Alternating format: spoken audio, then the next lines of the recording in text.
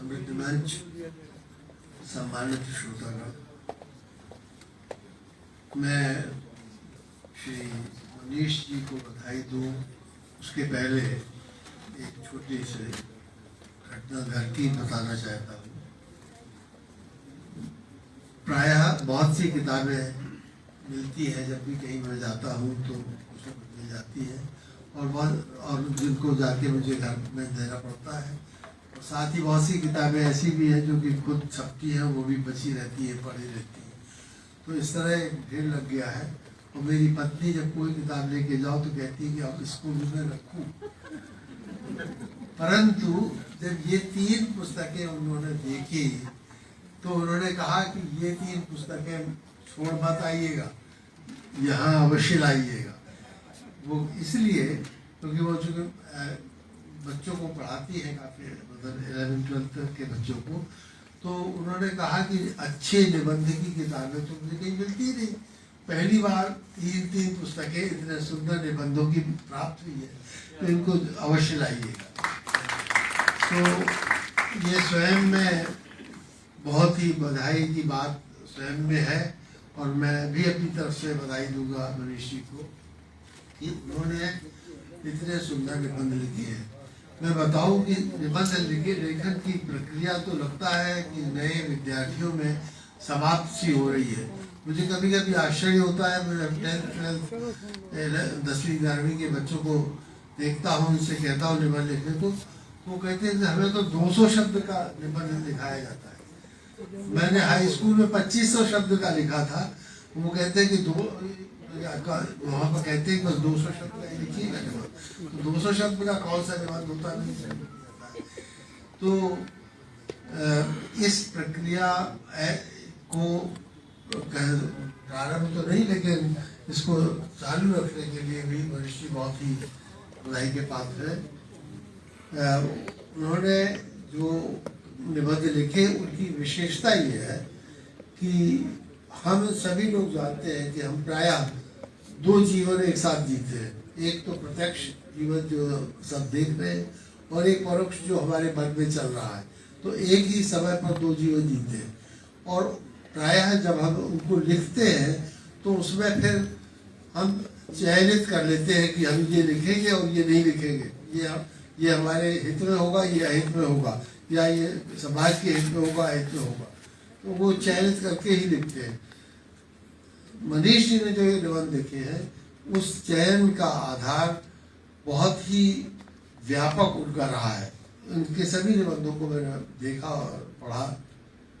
मैंने ये पाया कि उन्होंने किसी विषय को जब उठाया तो उस विषय पर पहले शोध किया, चाहे देश या विदेश के लेखकों और साहित्यकारों, मनीषियों के विचारों को जाना, और उन विचारों में जो उत्तम था, सही था, उसको प्रस्तुत किया। वो पूर्वाग्रह ग्रस्त नहीं रहे अपने निबंधों के लिखने में, क्योंकि प्रायः निबंध या कुछ भी लिखने में साहित्यकार कुछ न कुछ पूर्वाग्रह ग्रस्त भी रहता है, और अंतर्मन में उसके जो विचार दृढ़ होते हैं उन्हीं को प्रस्तुत करता है। उन्होंने ऐसा करने का प्रयत्न बिल्कुल नहीं किया, वरन सही बात जो थी, जो शोध से सत्य निकला, जो निचोड़ निकला, उसको प्रस्तुत किया है। इस कारण उनके निबंध बहुत ही पठनीय है, ज्ञानवर्धक है, और विशेषता नई पीढ़ी के लिए, छात्रों के लिए, उनके लिए विशेषता लाभकारी है। इन्होंने जो मानव मन की सीमा रेखा लिखी है, मैं समझता हूँ कि बिना संक्षेप में किसी उदाहरण के दिए वो बात समझ में नहीं आएगी। इसमें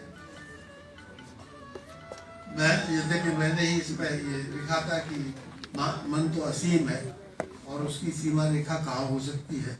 ये आपका कहना है जैसा कि मन असीम अवश्य है, परंतु जब मन को हम असीम करते हैं तो ये फिर स्वच्छंद हो जाता है और पागल हाथी की तरह दौड़ता है।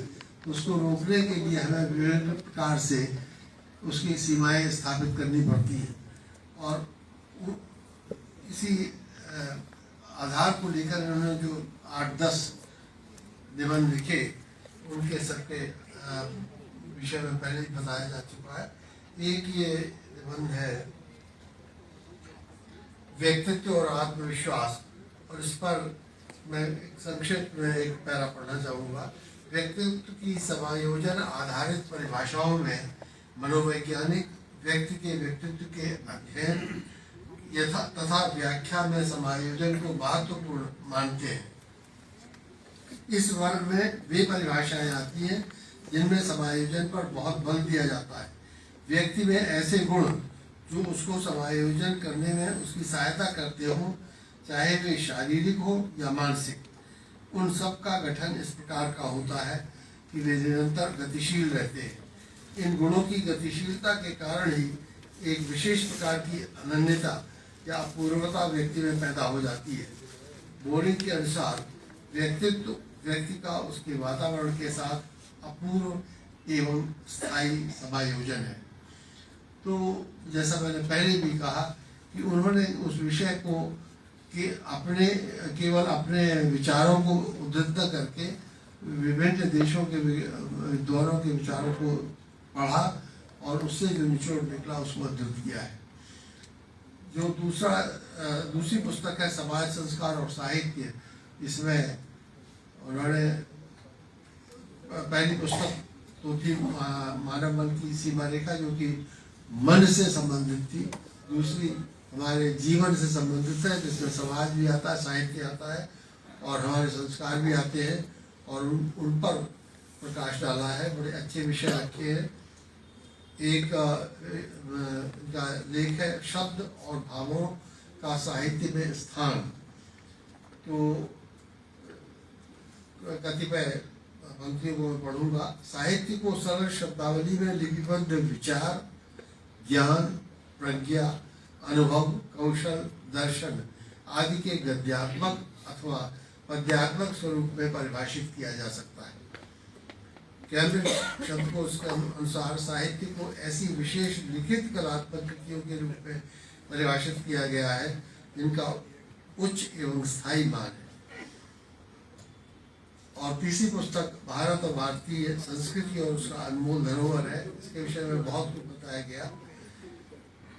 मैं एक प्रस्ताव में पढ़ूंगा। अपवादों को छोड़कर भारतीय समाज, देखिए उन्होंने जहाँ प्रशंसा की है हमारी संस्कृति की, वहाँ पर अगर आवश्यक हुआ या सत्य हुआ तो उसकी आलोचना नहीं की है, और उसमें वही आलोचना आती है। अपवादों को छोड़कर भारतीय समाज पितृवंशीय, पितृस्थानीय और पितृभक्त है। यहाँ पुरुष की अपेक्षा नारी का दर्जा हीन माना जाता है। संपत्ति पर नारी का बहुत सीमित अधिकार माना गया है। फिर भी गृहस्थी के अनेक मामलों में उसकी महत्ता स्वीकृत है। साधारणतया एक विवाह की मान्यता है, किंतु पुरुष को एकाधिक विवाह करने का अधिकार रहा है। परंपरागत आदर्श के अनुसार विधवा विवाह का निषेध है, किंतु विधवा विवाह कर सकता है। तो जो जीवन का सत्य है और जो समाज का सत्य है उसको यथावत उन्होंने प्रस्तुत किया है, और इसलिए ये निबंध पठनीय है और साथ में ज्ञानवर्धक है। मैं चाहूँगा कि आप भी पढ़ें और विशेषतः घर के बच्चों को अवश्य पढ़ाएं निबंधों को। उनसे न केवल निबंध लेखन की कला का ज्ञान होगा, वरन बहुत कुछ ज्ञान आएगा जीवन के विषय में और जीवन के दोनों पक्षों के विषय में। प्रत्यक्ष और परोक्ष जो मन के से संचालित होता है हमारा जीवन, उन दोनों पक्षों के विषय में ज्ञान प्राप्त होगा। पुनः परिचय को बधाई देता हूँ, और इसी प्रकार 3 पुस्तकें वो निकालते रहे।